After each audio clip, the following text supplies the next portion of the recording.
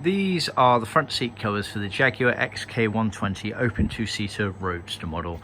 These are the curved back style seats, which had 10 and 11 pleats respectively. They did do another version as well, so just see our website for more details.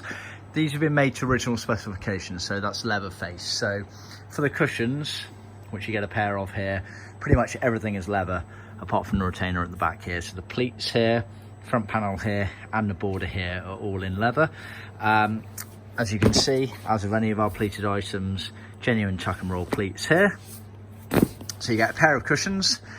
You then get the backrest here, which again is majority leather.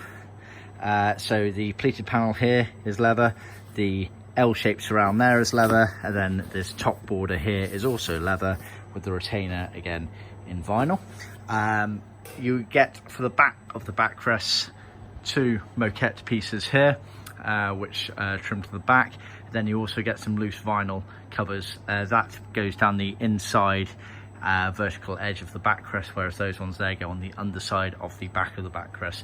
They cover panels that we also supply for that. For the backrest as well, it's worth noting that we also sew in scrim and some foam there that help you in the trimming process to get the best finish. So these are wrapped around the foams that we can supply, and that gives them that bit of extra padding on the top there.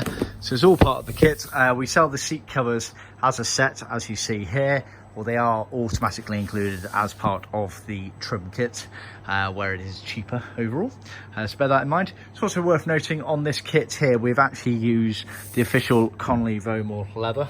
As you can see here, this is taken from the exact same hide here, so it's a crushed grain version. This is what we refer to as Matador Red, but commonly referred to it as crushed grain red. So that's part of the Bespoke by Jonathon Skinner range. See our website for more details. So there is a surcharge associated with that, but it's the original leather that Jaguar did use from back in the sort of 1940s, 50s, 60s era. See our website for more details.